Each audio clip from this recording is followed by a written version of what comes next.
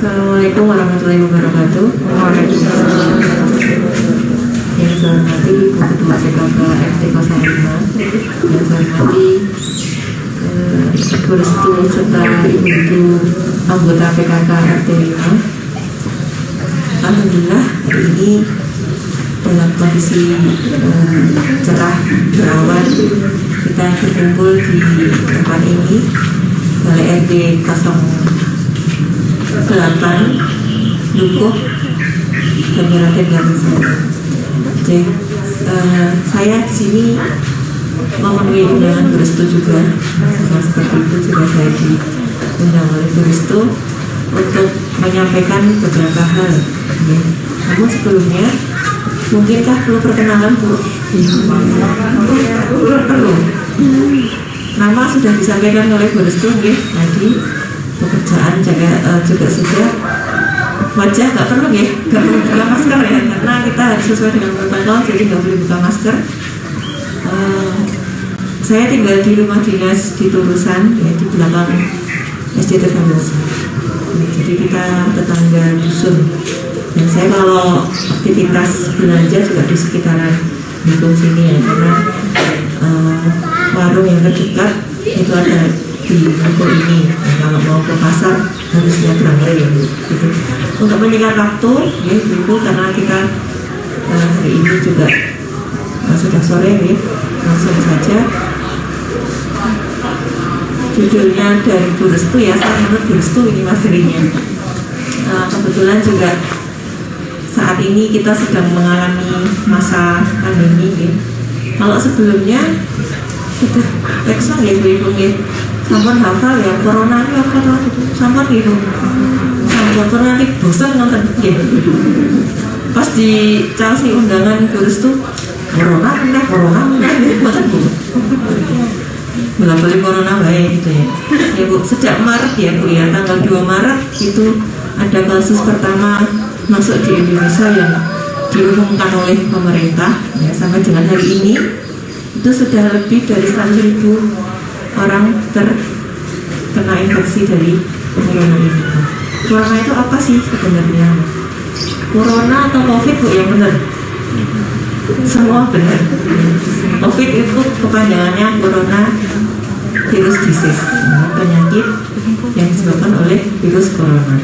Nah, corona ini gampangannya ya buat kita menerima pemahaman ini adalah virus yang menyerang saluran pernapasan dan penularannya sangat gampang sekali ya.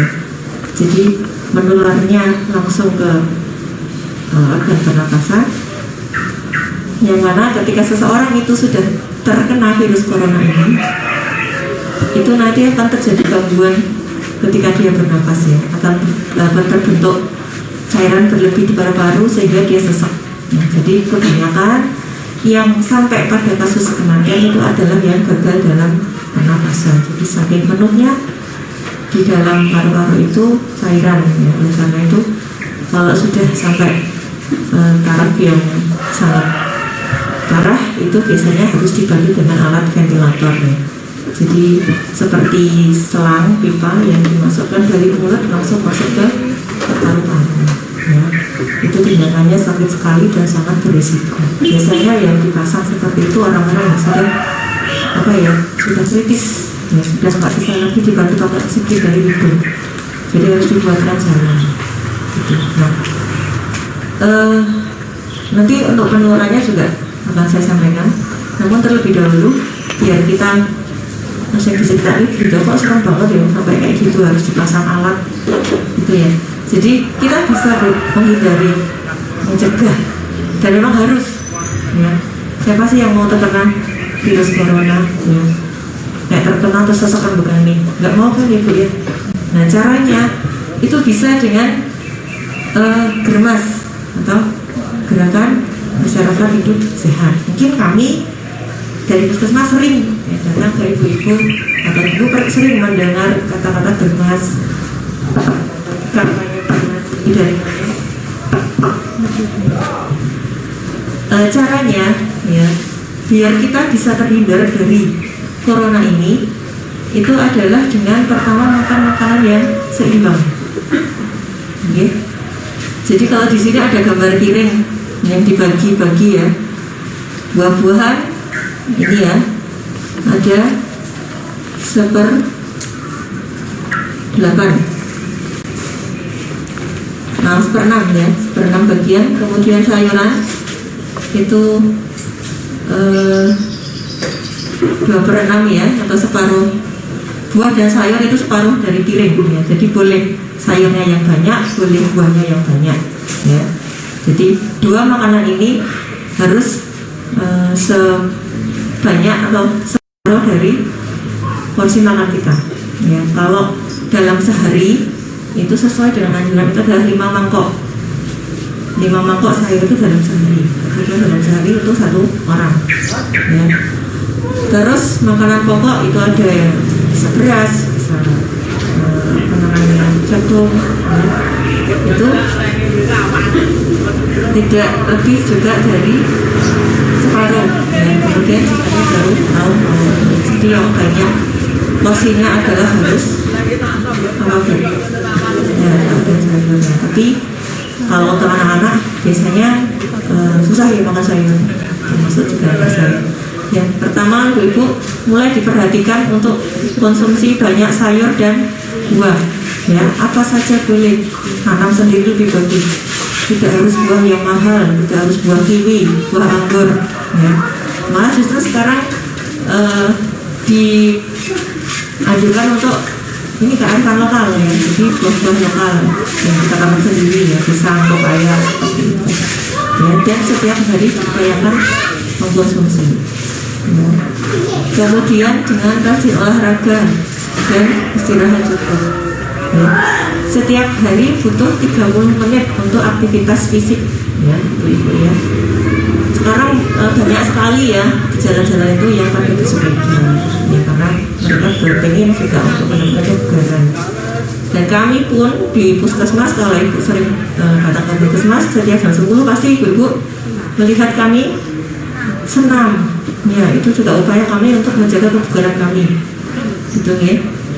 Kemudian jaga kebersihan lingkungan ya, karena ini juga terkait dengan penularan ya. Jadi lingkungan yang bersih tentu saja virus dan kuman tidak akan mudah untuk menempel di situ.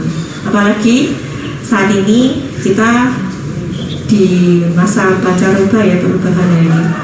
Kadang masih hujan, kadang enggak ya, dan kasus DB juga masih cukup tinggi. Tapi alhamdulillah di Banyuraden sepanjang tahun ini sampai dengan bulan ini kok saya belum mendengar ya. Yang banyak itu di utara ya, daerah Trihanggo, Bagot-Byorto itu saat ini sepertinya memang lagi di kesana nyamuknya. Mungkin di sini nggak mau, atau di sini mau udah bagus kan menjaga lingkungan memberantas jentik-jentiknya udah bagus. Jadi untuk sampai dengan bulan ini tidak ada kasus TB yang dilaporkan ya. Terus juga tidak merokok. Ibu-ibu pasti nggak merokok ya. Kemudian cuci tangan pakai sabun. Nanti akan saya sampaikan bagaimana, atau mungkin ibu udah apa cara mencuci tangan yang benar. Udah ibu ya, sering dipraktekkan tuh bu ya, sudah sejak apa ya, dulu di sini pernah ada STBM ya, sudah diterangkan bagaimana cara mencuci tangan yang benar ya. Kapan cuci tangan ibu-ibu? Momen cuci tangan saat apa saja?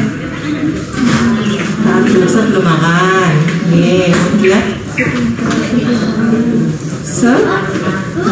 sebelum keluar rumah, sebelum masuk rumah nih. Kemudian apa lagi? Keluar dari kamar mandi ya. Oke, nanti ada bu, nanti ada di gambar berikutnya. Terus minum air putih 8 gelas per hari ya.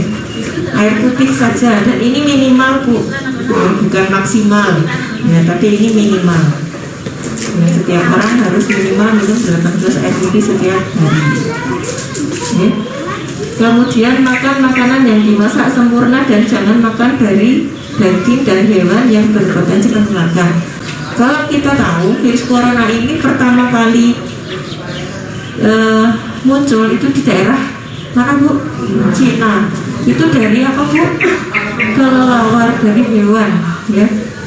Jadi kita pun harus hati-hati. Kalau sekarang ya kita daging banyak ya. Nah untuk memasaknya itu upayakan dimasak dengan sempurna ya. Jadi direbus dengan benar ya, biar apa Bu, bakteri virusnya semua mati gitu ya. Cara masak yang dibakar itu ibu harus hati-hati karena ketika dibakar itu ada satu bakteri yang Salmonella typhus itu tidak bisa mati ya. Jadi kalau dengan masak sate karena biasanya korban itu sate ya Bu di rumah itu hati-hati untuk memproduksinya ya. Lebih baik kalau pengen nggak apa-apa ya kan, kalau pengen kenapa nggak boleh Bu ya, tapi mungkin porsinya tidak terlalu banyak ya, dan juga diimbangi dengan makanan tadi Bu ya, dengan sayur, dengan buah gitu. Nah bila mengalami sesak nafas, ibu mohon maaf batuk-batuk karena keselak atau keselak? Oh enggak. Bila ada gejala ya, gejala corona itu ya, ada batuk atau sesak nafas, pilek, terus kemudian ngilu pada persendian ya, kemudian hilang ini apa ya, hilang perasa, jadi nek nyicipin maaf kok rasanya sama, nah itu termasuk gejala corona. Kalau panjenengan mengalami itu salah satu saja, silahkan konsultasi puskesmas boleh, dokter boleh ya. Nanti panjenengan akan kita tracing ya, kita tanya riwayatnya untuk kita telusur ya. Dan jangan lupa berdoa ya. Dari beberapa kasus yang kami tangani, kami kan kebetulan tim ya, jadi setiap ada kasus kita semua selalu tahu riwayatnya gimana. Ada di satu keluarga dulu pertama kali di wilayah kita di Banyuraden itu muncul, dan delala itu juga menjadi kasus pertama di Gamping karena di Sleman. Itu dalam satu keluarga itu yang positif bapaknya tapi ibunya negatif. Artinya apa ya, barulah ibu ya, kalau memang ditakdirkan dia sehat ya sehat, tapi jangan lupa dengan upaya tadi ya. Upaya yang lain kita lakukan dan doa. Nah, seperti saya tim medis yang setiap hari saya bertemu dengan orang datang lab berikutnya juga dia positif. Nah saya bisa apa Bu? Cuma ya takut pasti ya Bu ya. Wah, yang kemarin tak pegang, yang kemarin ketemu saya, yang kemarin ngobrol dengan saya, terus delala positif. Ya saya terakhir berdoa Bu. Ya selalu setiap selesai sholat saya selalu berdoa untuk saya dan untuk semua, ya semua yang berupaya untuk menjaga dirinya agar sehat. Pengen gak sih Bu segera hilang ini corona? Pengen banget ya. Tapi sampai hari ini belum ada obatnya Bu. Obat belum ada, vaksin juga belum bisa ditemukan ya, jadi tetap upaya inilah yang bisa kita lakukan ya, karena kita udah kebijakan dari pemerintah berusaha untuk seperti ini, tapi ya kembali lagi ke kitanya. Kalau kita tidak mau melaksanakan seperti ini, protokol seperti ini ya pasti akan berkembang. Seperti yang saya sampaikan tadi, delala bapaknya positif kan ibunya enggak, karena ibunya punya daya tahan tubuh yang bagus, jadi dia bisa terhindar dari virus tadi. Nah, sekarang kembali ke kita Bu, kalau kita mau terhindar, lakukan protokol ini ya, dan berdoa gitu ya. Hari ini sudah rilis ya kasus yang positif terkonfirmasi di DIY. DIY meliputi Bantul, Kota, Ponorogo, Sleman, dan di Kota Jabatan Sleman, ya, Gunung Kidul. Hari ini ada 19, setelah kemarin hari Sabtu itu 67. Ya. Memang akhir-akhir ini peningkatan kasus cukup membuat kita harus, ya, kalau kami tim medis ya sangat prihatin ya, karena dalam sehari ada 67, padahal sebelumnya Jogja kan paling ya di bawah 10, kadang nggak ada 2, tapi seminggu terakhir ini memang tinggi sekali. Dan memang benar kalau panjenengan punya info, ya,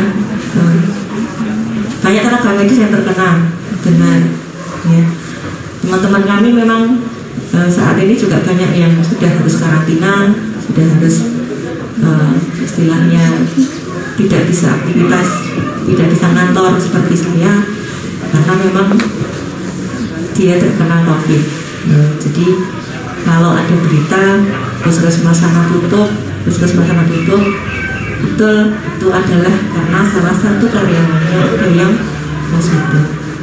Jadi memang sudah saking banyak ini ya, saking menyebarnya virus corona ini. Dan info terbaru ini diterapkan di Sleman mulai 1 Agustus ini, mengacu ke revisi kelima pedoman pencegahan COVID oleh Kemenkes, mulai tanggal 1 kemarin ya, tanggal 1 kemarin, untuk yang orang yang positif corona tapi dia tidak bergejala, artinya dia bisa melakukan aktivitas seperti orang sehat, jadi tidak mengalami batuk, tidak mengalami sesak napas, dia tidak mengalami nyeri, itu tidak diisolasi di rumah sakit, artinya dia hanya isolasi di rumah. Nah, inilah Bu, kalau misalnya nih ada yang dia sebenarnya positif, kemudian dia seperti orang sehat, dia disuruh oleh petugas untuk di rumah karantina, tapi dia nggak patuh, dia keluar rumah, karena memang selama ini data COVID bukan kita rahasiakan ya Bu ya, tapi memang kita menjaga biar nggak ada kepanikan. Nah, kalau si orang ini ternyata dia ke pasar, ternyata kemarin ketemu dengan kita, yang bisa kita lakukan apa Bu? Mau marah, mau nyuruh dia pulang, nggak bisa kan, karena kita nggak tahu. Ya, kita harus patuh Bu, pakai masker. Ya. Jangan pernah dilepas masker itu keluar rumah, karena kita nggak tahu. Mungkin saya, ya, mungkin siapa yang dirantau itu dia membawa virus. Jadi bisa disampaikan nanti di grup kelas, grup teman-teman panjenengan bahwa sekarang Sleman itu sudah ada kebijakan yang positif tidak selalu dirawat di rumah sakit, tapi diperbolehkan isolasi di rumah. Ya, yang kita takutkan lagi, kalau dia nggak tertib, dia nggak mau disiplin, apalagi nggak mau pakai masker, ya. Karena apa Bu? Penularannya, tadi belum saya singgung ya, penularan dari corona ini melalui droplet, melalui begitu bahasa Jawanya cipratan. Ya. Ketika kita ngomong, ini kan ada yang keluar Bu. Ya. Kalau kita berhadapan-hadapan dengan jarak yang kurang dari 1 meter tanpa masker, ya, yang keluar dari, misalkan saya ya, saya kena corona gitu, saya ngomong dengan panjenengan tanpa masker, panjenengan jawab, siap masuk ke virus. Ya. Itu kalau ngomong, belum kalau bersin itu lebih banyak lagi droplet yang keluar. Ya, jadi kalau ibu bersin ada etikanya, bersin batuk ada etikanya, harus ditutupi. Nah, bagaimana cara menutupinya Bu? Nanti juga ada saya sampaikan. Ya, jangan bersin malah diaduk ke orang. Ya. Karena sekali bersin itu bisa 600 droplet yang keluar. Dan semakin kecil ukuran virus ya, itu akan semakin mudah kita tertular.